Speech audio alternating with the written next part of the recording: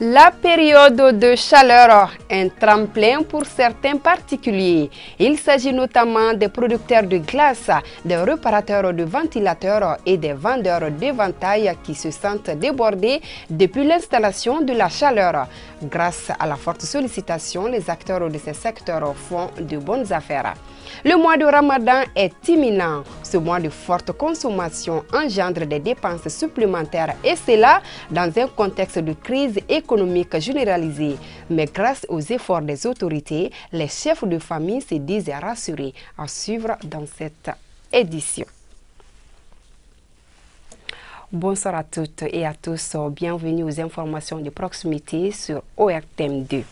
Je vous le disais à l'instant, en cette période de chaleur, le corps humain demande assez d'eau. Cette augmentation du besoin en eau a une répercussion sur la production de glace.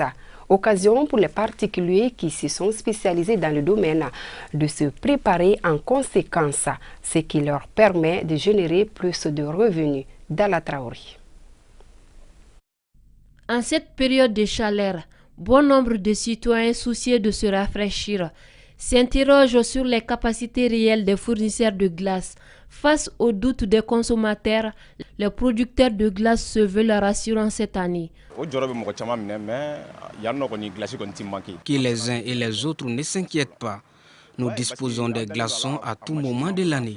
Cette année, nous avons pris toutes les dispositions nécessaires, notamment en matière d'électricité et d'équipement pour faire face à la crise des glaces qui se pose surtout en cette veille de Ramadan.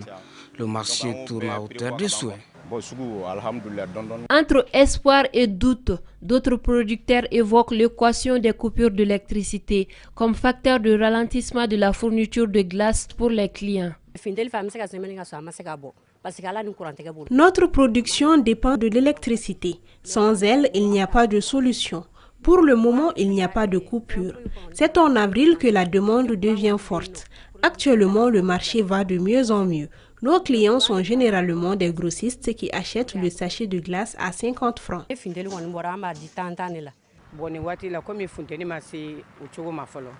Actuellement, ce n'est pas la période de forte demande.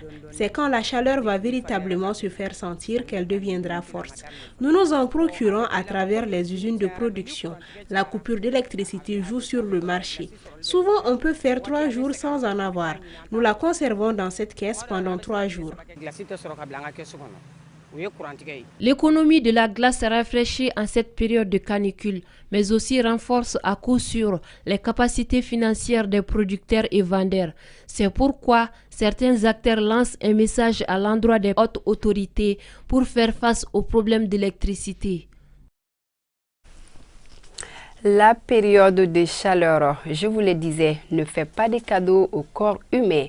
Toutefois, cette même période reste un tremplin pour des particuliers évoluant dans certains secteurs d'activité comme celui de réparateurs de ventilateurs.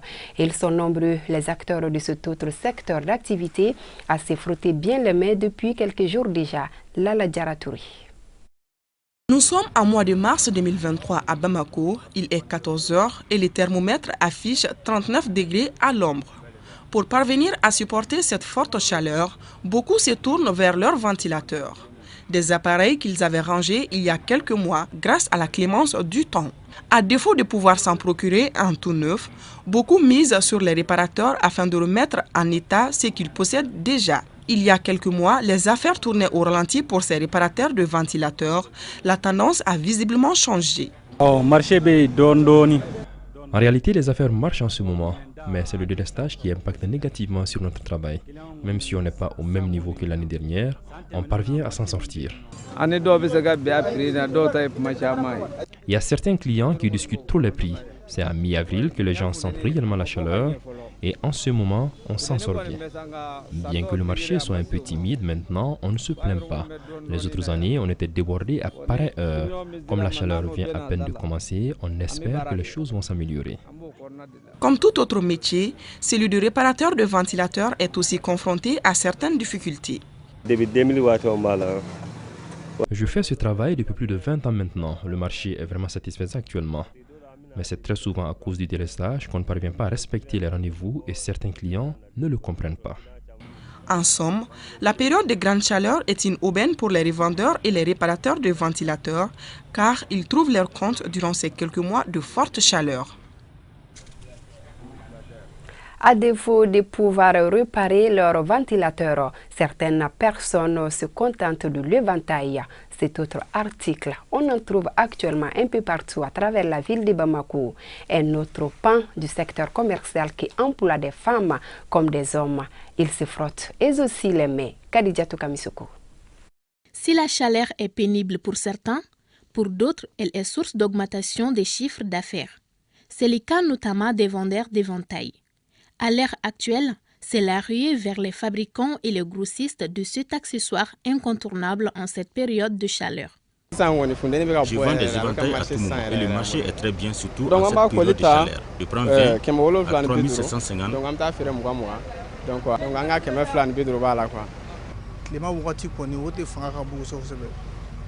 Le marché se passe très bien, je vends l'éventail à tout moment. Mais en ce moment, je vends encore plus mieux. Je fais 3 mois à Bamako et après je pars au Sénégal et en Mauritanie. Quand les premières pluies commenceront à tomber. Si pour certains l'achat de l'éventail est lié à la canicule qui s'installe tout doucement, pour d'autres, chaleur ou pas, on vient ici s'approvisionner à cause de l'activité menée. Je suis venue acheter le ventail parce que mon père est c'est aussi mon outil de travail car je suis restauratrice. Je donne aux clients pour qu'ils refroidissent leur repas. Une chose est en tout cas sûre, c'est la période des fabricants et grossistes de vente d'éventail. 3, voire 4 mois durant, ces derniers vont bien se frotter les mains. Et comme on a coutume de le dire, le malheur des uns fait le bonheur des autres. Le mois béni du Ramadan est un mois de dépenses par excellence pour les fidèles musulmans. Cette année, ce mois coïncide avec la crise économique généralisée, ayant pour corollaire la revue à la hausse des prix de certains produits. Toutefois, grâce aux efforts des autorités, les chefs de famille disent n'avoir pas assez d'inquiétude pour affronter ce mois. Mahamadou Hama. Il est très difficile de s'organiser pour pouvoir accueillir le mois de carême. Mais le bon musulman, quand même, va l'accueillir comme il viendra. Au niveau du marché, à en croire à un responsable comptable d'une entreprise agroalimentaire, des dispositifs sont d'ores et déjà pris par les commerçants pour approvisionner les marchés en denrées de première nécessité en quantité et à des meilleurs prix. On a eu à discuter avec nos partenaires de l'extérieur pour la prolifération des produits de première nécessité à un prix vraiment adapté à la situation actuelle du pays. Ce n'est pas facile actuellement, mais on va essayer de donner le maximum de nous-mêmes pour donner des produits vraiment, des produits adaptés, de qualité et aussi à un prix vraiment adapté. Sur le plan spirituel, le prophète de l'islam recommande aux croyants un certain nombre d'actions à mener pour accueillir convenablement ces mois bénis.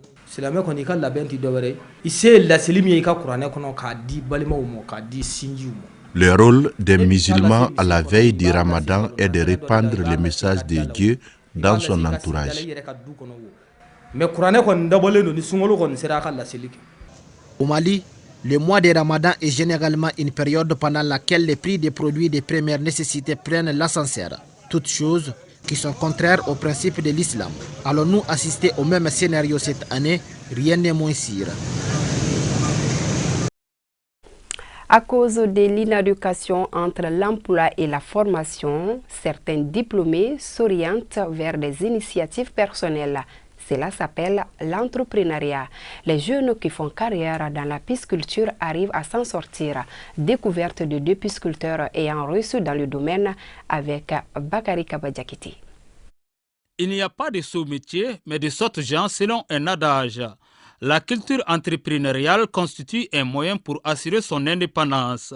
C'est ainsi que ces 2 modèles de réussite ont choisi l'élevage de poissons, autrement dit la pisciculture. J'ai cherché les alevins, comme tout le monde, sur le marché. On m'a vendu des alevins sauvages qui ne grossissent pas. Donc, je suis resté avec eux pendant 1 année.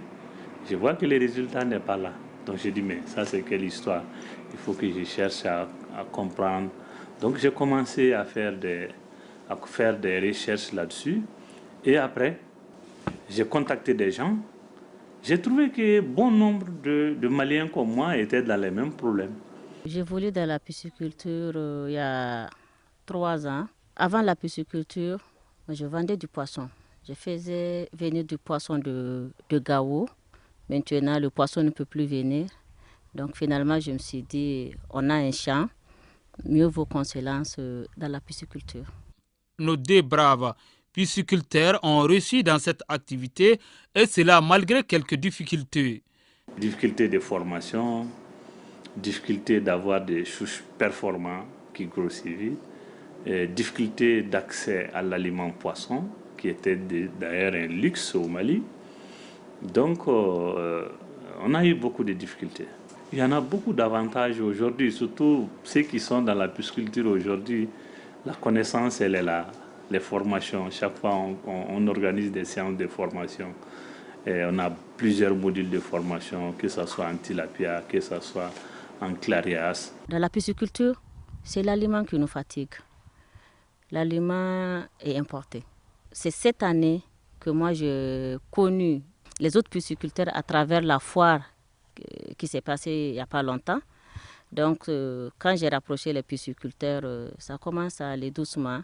Sinon, avant, tout ce que vous voyez ici, nous on l'a fait sur fonds propres. J'ai eu des avantages parce que, comme j'ai dit, j'ai connu pas mal de gens. J'ai connu les pisciculteurs. Je sais aussi que ce que j'ai ici comme poisson, c'est de la bonne qualité. Donc je pense que si on donne déjà de la bonne qualité aux Maliens, c'est un grand avantage. La clientèle, ça va. Le poisson, ça marche très bien. Avec une ferme volonté, on peut évoluer dans cette activité. Pour y arriver, nos intervenants prodiguent ces conseils aux jeunes. Le premier conseil que je donne à la jeunesse malienne qui veut se lancer dans la pisciculture, c'est de chercher à se former d'abord. Toute chose, il faut savoir ce que vous voulez faire d'abord. C'est après cette formation que je pense que vous pouvez vous lancer là-dedans. Et à travers la CONASCOPA, qui est représentée de CAI à Kidal, même les régions nouvellement créées, la CONASCOPA a des fédérations régionales qui peuvent informer, sensibiliser et former les gens. Les jeunes, ils peuvent aller vers la pisciculture. En réalité, les poissons ne s'arrêtent pas. Ça va, ça s'achète. Mais quand on n'a pas d'argent, quand on n'a pas de fonds, on ne peut pas. L'État ne peut pas employer tous les diplômés sur le marché. Nos 2 entrepreneurs ayant réussi à exceller dans le secteur piscicole constituent des modèles pour la jeunesse. Point Covid, avant de boucler cette édition, un cas positif, 9 guéris, 0 décès sur 217 tests réalisés. À ce jour, 16 patients sont sous traitement pour vous protéger et protéger les autres. Suivez les mesures de prévention et faites-vous surtout vacciner. Fin de cette édition. Merci à vous de l'avoir suivi. Je vous donne rendez-vous demain sur Plétadier, sur ce même plateau et avec le même plaisir. D'ici là, restez fidèles sur votre chaîne de proximité. À demain.